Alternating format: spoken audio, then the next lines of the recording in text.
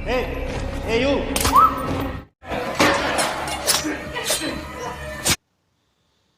Halo Sobat Nongkrong, selamat datang kembali di channel Tokasik. Tokasik kali ini masih akan mengulas sebuah film mata-mata yang berjudul Red Sparrow.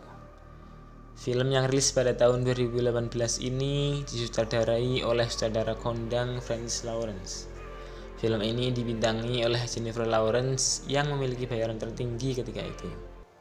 Selain Jennifer Lawrence, ada aktor asal Australia Joel Edgerton dan aktor kawakan Jeremy Irons.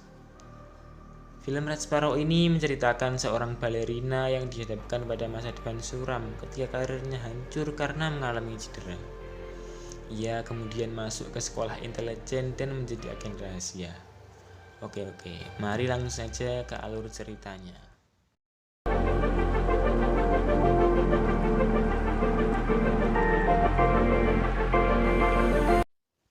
Di awal film, kita akan diperlihatkan penampilan balerina yang sangat berbakat bernama Dominika Egorova.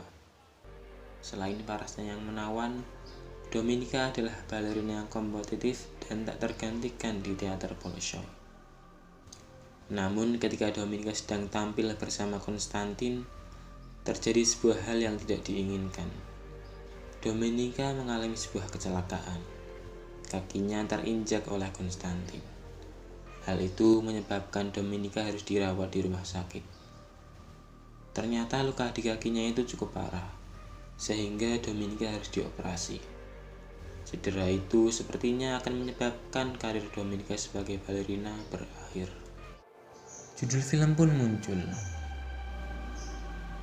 3 bulan berlalu, kini Dominika sudah sembuh meski harus pakai tongkat. Di apartemennya, ia dijenguk oleh pamannya yang merupakan petinggi SVR. Di SVR, paman Dominika yang bernama Ivan Egorov ini mempunyai jabatan sebagai wakil direktur.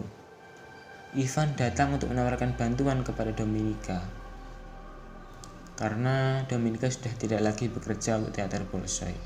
Sedangkan apartemen dan perawatan ibunya selama ini dibiayai oleh teater Bolshoi. Selain itu, Ivan datang membawa foto-foto dan rekaman percakapan Konstantin dan Sonya yang kini menjadi balerina pengganti Dominika.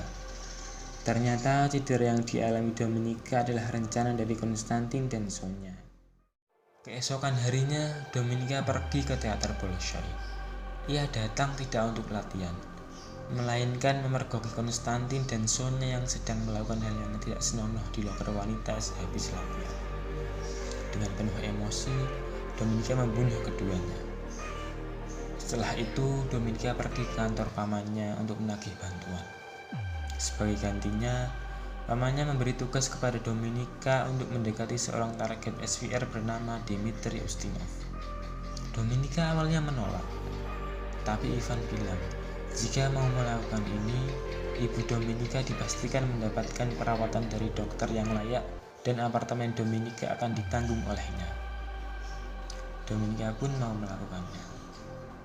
Lalu Dominika dan Ustinov bertemu di sebuah bar. Setelah berbincang sejenak, Dominika mengajak Ustinov ke apartemen yang disewanya. Selanjutnya tentu kalian tahu apa yang dilakukannya. Namun saat bersenang-senang itu, tiba-tiba Ustinov dicekik lehernya dari belakang oleh agen SVR suruhan pamannya yang bernama Matorin. Matorin dan Dominika kemudian buru-buru keluar dan kabur dari hotel tersebut setelah membunuh Dmitry Ustinov. Usai kejadian itu, Dominika hanya punya 2 pilihan untuk melanjutkan hidup, menjadi seorang agen SVR atau mati. Karena Dominika sudah pernah membunuh orang dan terlibat langsung dalam kematian Dmitry Ustinov. Akhirnya Dominika memilih menjadi agen. Tapi sebelum itu, Dominika harus sekolah dulu di sekolah mata-mata Rusia. Di sekolah itu, para agen yang dididik disebut dengan Sparrow. Para agen ini dilatih untuk menggoda dan memanipulasi. Mereka dilatih menentukan kelemahan sasaran dengan rayuan, yang tujuannya untuk mengambil informasi dari targetnya.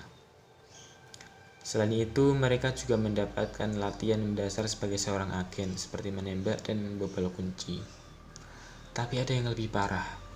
Di sekolah ini mereka diajarkan cara memenuhi hasrat manusia dan mempraktekkannya kepada para senior yang baru saja pulang dari misi. Astaga. Setelah selesai di sekolah mata-mata, Dominika pulang sebentar. Ia menjenguk ibunya yang sangat ia sayangi sebelum terjun menjadi seorang agen. Dominika diberi misi oleh pamannya untuk mendekati agen CIA yang bernama Nathaniel Nash. Ned Nash ini adalah seorang penghubung ke mata-mata. Jadi jika bisa mengorek informasi dari Ned Nash ini, SVR bisa mengetahui mata-mata Amerika yang ada di Biro Intelijen Rusia. Untuk mendekati Ned Nash, Dominika terbang ke Budapest, Hungaria. Di Budapest, Dominika satu apartemen dengan Marta yang juga seorang sparrow. Keesokan harinya, Dominika pergi ke kantor kepala residen SVR yang ada di Hungaria, yang bernama Maxim Volontov. Dominika datang untuk meminta informasi tentang Ned Nash. Volontov memberi informasi bahwa Ned Nash ini tinggal di daerah sini dan sering ke kolam renang tiap sore. Sejak saat itu, Dominika mulai mengawasi gerak-gerik Ned Nash, baik di kolam maupun di dalam kereta. Kemudian, Dominika ikut mendaftar menjadi anggota di kolam tersebut supaya bisa lebih dekat. Akhirnya mereka bersimpangan dan juga bertemu di tepi jalan. Ketika berbincang di pinggir jalan, anehnya Ned Nash langsung ingin mengajaknya makan malam. Namun Dominika menolak supaya penyamarnya tidak terlalu mencolok. Namun penyamaran Dominika itu dengan mudah terendus oleh Ned Nash. Dan Ned Nash langsung melapor ke atasannya. Ia melapor bahwa Dominika ini adalah agen Rusia. Atasannya menyuruh Ned Nash untuk menjauhi Dominika. Namun pendapat Ned Nash justru sebaliknya. Ned Nash malah ingin merekrut Dominika menjadi agen Amerika. Tiba di apartemennya, tiba-tiba Dominika dikunjungi pamannya yang hendak rapat ke Austria. Kemudian Dominika melaporkan perkembangan misi kedekatannya dengan Ned Nash. Tapi selain itu, Dominika ingin memberi sesuatu yang baru kepada pamannya, sebuah kasus dengan potensi hebat, yakni kasus agen Rusia yang ada di pemerintahan Amerika. Dan kabarnya agen itu sudah ketahuan penyamarannya. Dominika juga bilang kalau dia dan Marta sedang mengembangkan kasusnya. Paman Dominika pun menyetujuinya. Agen yang dimaksud itu bernama Stephanie Butcher. Butcher adalah agen SVR yang menjadi kepala staf senator Amerika. Namun keesokan harinya, teman sekamar Dominika yang bernama Marta tewas disiksa. Ternyata ia dibunuh karena membocorkan rahasia tentang Stephanie Butcher. Setelah kematian Marta itu, Dominika ditemui Ned Nash. Lalu Dominika diajak Ned Nash ke apartemennya. Di sana Dominika menceritakan kematian Marta. Dominika khawatir karena hal yang sama bisa saja terjadi padanya. Ned Nash juga menanyakan mengapa seorang paman tega menempatkan kemenakannya di situasi seperti ini. Dominika beralasan ia melakukan ini demi ibunya. Lalu Ned Nash memberi tawaran yang lebih bagus untuk Dominika. Ned Nash mengajak Dominika untuk kerja untuknya. Ned Nash ingin Dominika jadi mata-matanya karena Ned Nash ingin akses ke paman Dominika yang merupakan petinggi SVR.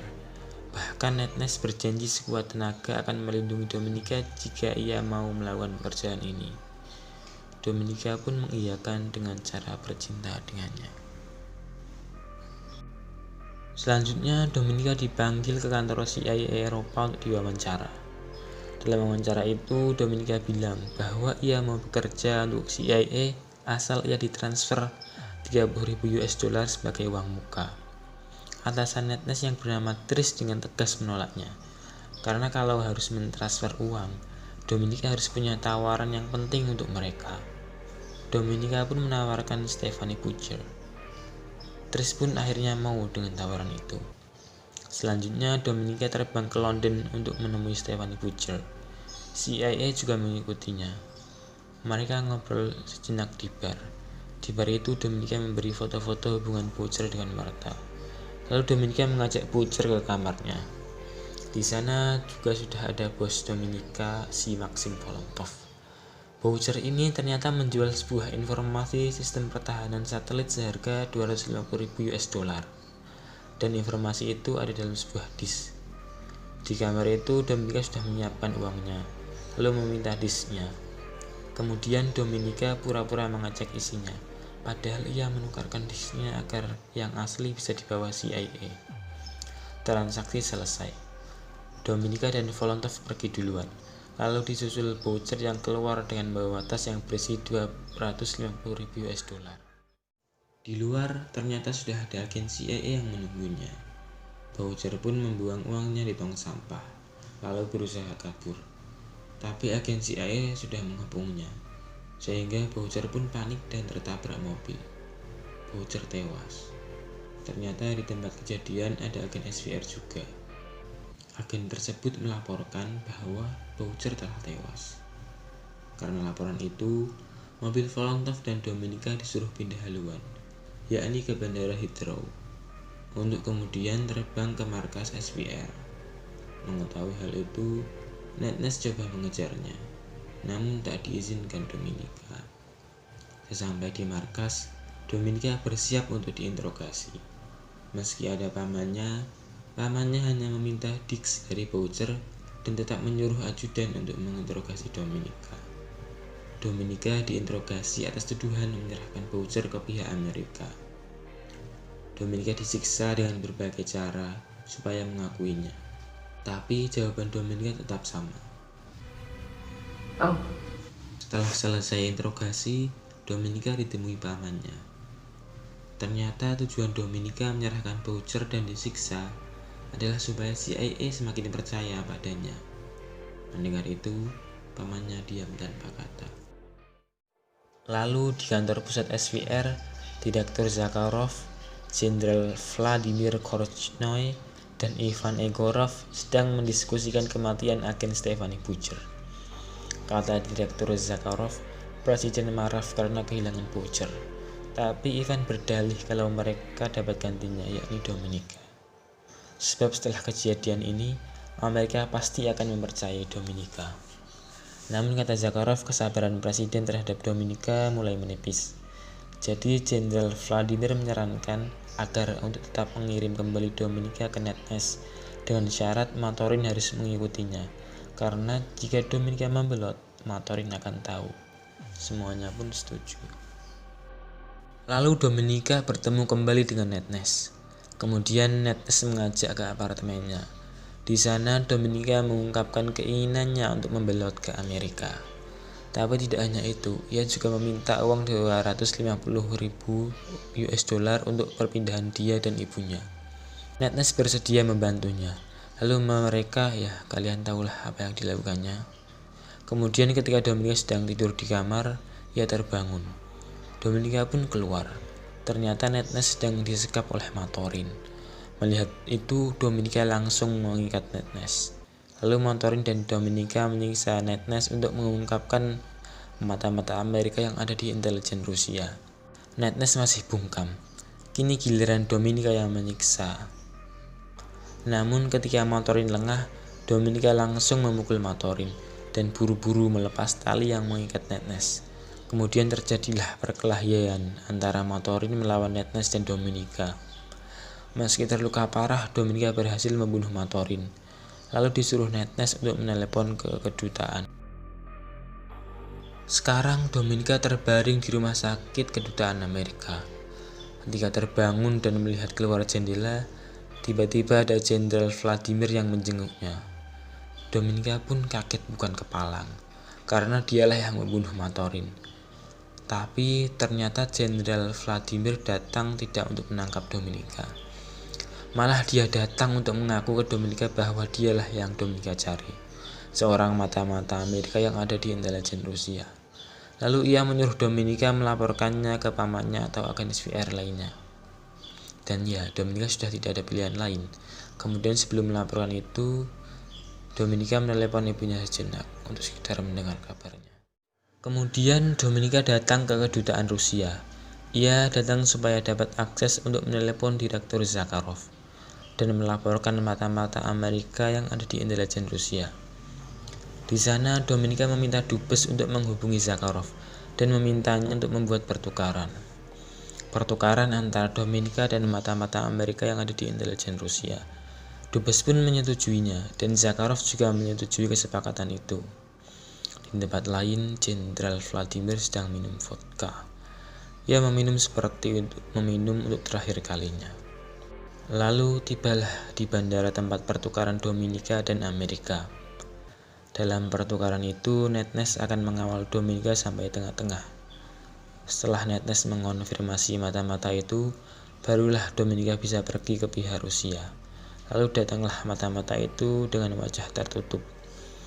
Ketika sudah sampai di tengah-tengah, Netnes meminta untuk diperlihatkan wajah mata-mata itu. Ketika dibuka, ternyata mata-mata itu bukanlah Jenderal Vladimir, tapi malah paman Dominika. Semua terkaget, tapi Netnes tetap mengonfirmasi mata-mata tersebut, dan pertukaran pun dilakukan. Mengapa bisa paman Dominika yang ditukarkan? Itu semua adalah ulah Dominika. Ia mengumpulkan semua bukti-bukti yang akan mengarah ke pamannya, seperti sidik jari Netnes, pembukaan rekening atas nama pamannya, dan disk voucher yang pamannya serahkan ke presiden ternyata dimanipulasi oleh Dominika. Kemudian Dominika bersimpangan dengan pamannya. Di tempat itu ternyata Rusia sudah menyiapkan penembak jitunya. Setelah sasaran dibidik, penembak jitu itu menembak mati paman Dominika, dan Dominika langsung lari ke pihak Rusia. Setelah kejadian itu, Dominika mendapatkan penghargaan dari militer Rusia, dan ia juga bisa pulang ke ibunya dan menonton pertunjukan balerina. Tapi ketika sedang santai di kamarnya, tiba-tiba ada telepon untuknya. Apakah itu dari Netnes atau bahkan CIA Amerika? Tapi film pun berakhir.